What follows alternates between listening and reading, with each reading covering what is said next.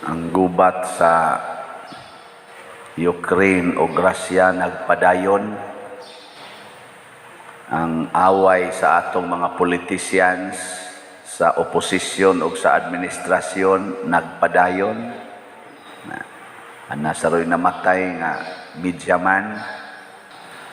Nganong nahitabo man tungod sa kuwang pag-ampo nga tinud-anay.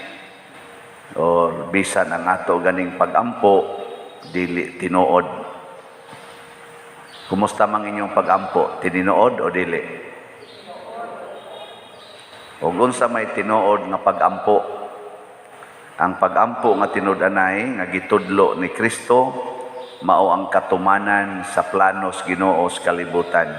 O unsa may planos Ginoo sa kalibutan, matod pa sa atong unang pagbasa o sa atong tubag sa Salmo, kinahanglan masangyawan ang tanang tao sa maayong balita.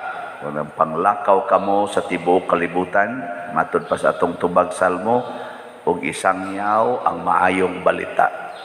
Ngayon sa may maayong balita, nagisangyaw ni San Pablo ngadto sa mga dili Hudiyo ug si Pedro ngadto sa mga Hudiyo. Matod pa sa unang pagbasa, nakitang tanan giisip nga anak sa Dios, managsuon. Mao na sakto gyud untang balita. Mao na ang amahan namo kaning pag-ampo nga gitudlo ni Kristo, mausad ni ang iyang pag-ampo. Unsa may pag-ampo sa Ginoo, pirmi gyung apil ang tanang katawhan. Kamuron, nag-ampo mamuron, giapil ninyo ang inyong silingan nga mga kawatan. Ha? Giapil ninyo? Kanang moingon ka, Ginoo, taga taong kog trabaho, para ra ba na sa imong anak, para maka-eskwela, para ra ba na nimo, para mas stable ka financially, or apil sa nang mga standby diha nga mga way trabaho sa imong silingan. Basig wa maapil. Apil sad kaha nimog ampo nga ilikay sa mga dautan. Sa tigingon diri, ayaw kami ibutang sa dautang sa lisod nga pagsulay or mga pagsulay. Giapil sad nimo ang kabit sa imong bana or kabit sa imong asawa. Giapil ninyo? Wala mo tingog. So, tanan gina, apil gina tanan. Pasabot dili ta mag-ampo para sa atong kaugalingon, di ba nadunggon sa Ginoo or para lang sa imong pamilya or para lang natong mga Filipinos, di na pwede kay gihigugma sa Ginoo ang tanan gyung mga tao. Nagpakatao siya para sa tanan, nagpakamatay siya para sa tanan, dili lang para sa usa ka tawo or certain race nga mga Hudiyo lang. Mao na nga nindot ning atong umaabot nga synod gani on the process siya kaning ato yung sana synod of synodality karong sunod tuig matapos. Gipahinumduman ta nga ang simbahan usa gyud kadakong katilingban sa tanang tao. Kamaotang mukuyog, kamaotang maminaw, kamao sad tang mo higugma sa tanang tao. Dili kay mag-ingon kaming Katoliko mo na careful ta aning atong kuan, kaning atong kanibitang lalis-lalis aning mga relihiyon, kuan ta na sana amping ta ba nga dili unta musangko sa pagkasilo sa atong mga kabubuton. Kay sige tag lalis anang Biblia, sige tag lalis anang doktrina. Kay tungod ako Katoliko, ikaw Sabadista, ikaw Iglesia ni Cristo, ikaw born again. Basig na sipyat na ta. Gasigi lang tagtuki o kinsay sakto, pero wa na ta magbuhat unsay sakto. Kung unsa may sakto, maghigugmaay ta. Mag-inampuay ta. Ug matod pa diri, magpasayloay ta sa atong mga sala. Ay nangutanan ako nga amahan padir, problema gyud ko kay ang akong anak nanguyab og Iglesia ni Cristo, nya kami sulit gyud ming Katoliko. Amo gi siyang gi-discourage padir nga giingnan ra bas iyang uyab, nga laki mang ila, og mga asawa kanako pabunyag sa iglesia ni Kristo, balhin og tinuhuan, mura mo sad kunog mo balhin ilang anak. Di kamo kuno be, og kamo inahan o amahan ani. Nya solid kay mo, gikas pagkagamay dadon gid nimo simbahan, active pa gyud kay sa simbahan. Nya karon ang imong anak nga laki kay nahigugma kaayo aning babae nga iglesia ni Kristo, magpabunyag didto og mobalhin og tinuhuan. Unsa man? Pugnan o tugutan? Ambot lang ninyo. Mag-ako'y dunay anak kamo yung bahala diya kay kamo may nay anak. Inyong sa kong i-apil-apil. Ay lang kong i-apil diha kay wa man ko'y anak. Pero isip pare, moingong gyud ko, tuguti, ang importante ang gugma. Ang gugma. Nay among kuan kanini ang study dito sa kaning sa seminaryo ba? Gatuon pa mi hisgot manggid mi aning mga laing tinuhuan, mga inana ba. Nya naghisgot sad mi sa mga tao nga ang pinakadaghan bayag na convert nga mga tao na kanabang mga solid na gyud kaayo nga mga tao ba, mga professionals, mga philosophers, mga dagkong tao sa katilingban, ang pinakadako yung record na na-convert ba, nga nabalhin yun ang Katoliko ra gyud. O si San Pablo lang daan, persecutor guni, hardcore guni nga kanaganing Hudiyo, gipamatay gud niya ang mga matud pa niya diri, gipamatay gud niya ang mga kanaganing nagsunod sa kuan, na-convert sila si San Agustin, ka mga ngilngig ana nga mga tao nga mga pagans, mga philosophers pa yun, na-convert.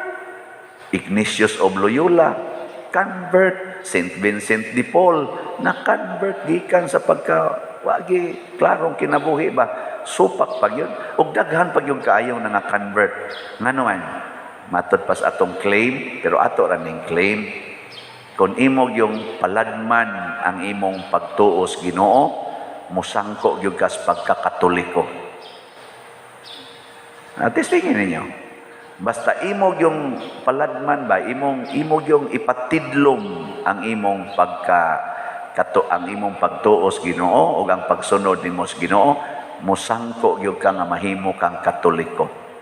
Ngano man, kay ang Katoliko maoy nag-isip nga ang tanang katawhan anak sa Ginoo. Munang subo sa palandungon nga naay mga Katoliko nga magsigig condemn sa lain nga mga tao na sa laing sikta or lain nga relihiyon. Kay ang meaning sa Katoliko is universal. Tibuok kalibutan. Matod pa sa atong binisaya nga kuan, makaylapon. Og unsa man ang makaylapon? Unsa man pagkaylap? Nga matumaning tubag sa salmo nga panglakaw kamo tibuok kalibutan og isangyaw ang maayong balita. Nakita man nagsuon. Nang nalipay ko, nga naay mo text nako, Pader, palit kog slot. Pero dili bangilad, nga lain man ang akong tinuhuan. Malingaw lang ko sa imong kanya, naluoy po ko sa imong kanang, anisabot sa ko ba, nga nagkinahanglan mo niya. Sige man kong paminaw sa imong humili, mo palit kog slot. Di ba nangilad nako? Di ginangilad, bisag imo pa nang himuong 1,000 ka slots, mas mosamot kanindot. Lain de ka nga tinuhuan, musamot kanindot. Na sa laing minister, sa laing tinuhuan, Pader, sharing lang ning ato ha. Kana ganin di lang ta maglalis, pero ganahan magugos imong mga punto, magkuan lang ta, sharing lang kay malingaw sa kunimo da. Nako ka na, nindot kay na anong lalison man nato nga pwede ra man sharingon. Di ba? Sharing ba? Na ingon nga kung tamparoson imong pikas aping, ipatamparos lang sang pikas. Unsa sa inyong tinuhuan, unsa man siya. Ang amo anak Pader, inig tamparos pikas, punan ganig ikaduha, pusilo na namo. Mo nay amo, kay injustisya man na, nya God is justice man. Ana, sakto sada. Nako sa amo, kuan, kapito. Bali-bali yun, bali-bali. Hangtod yun, nga mamatay ka. Kay amo man tong gisunod ang there is no greater love than to lay down your life for your beloved. Insya, mao ba Pader? Nya ikaw pa dir mubuhat ka ana nako wa pa say siguro testingi ko no be testingi. Ana ba? Di ba? Nganong maglalis man ta kanang sharing of views. Kung musunod ka ning ako, di kuyog tas pagkakatoliko. Ug di sa ka musunod, at least naa kay nasabtan. Diha ta magrespetuhay. Ana ba? Kaysa magsigi tag-away, hangtod maggubat na ta, hangtod magpinatyanay ta, di ka magguol ang atong amahan, anak, nga nagsigig angkon, maako kang anak, pinangga ti kang anak, gipasaylo ti ka, ang akong adlaw, akong gipasiga sa tanang tao. Karon maghimo man taron sa ato na sang kuan 2,000 Hail Marys na mga buotan kinig naong atong mga 2,000 Hail Marys. Inaot unta nga di ra na sila magsigampo para sa San Vicente Ferrer Parish ana. Ayaw tibuok kinang kalibutan. I-appeal tong katong sigpaningil og utang, kamo say paninglan, nya wala basan mo'y bayad-bayad. Ana, i-appeal na siya. I-appeal sa to katong mga tao nga nangutang nimo nga di mo bayad. Ana, i-appeal sa to siya.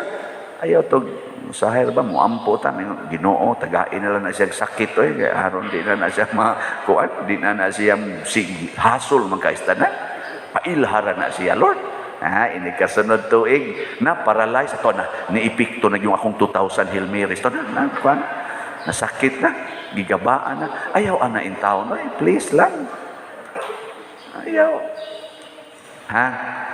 sige lingi ako na imong tupad ko na be nya pangutan siya ing na appeal ko ron sa imong pag-ampo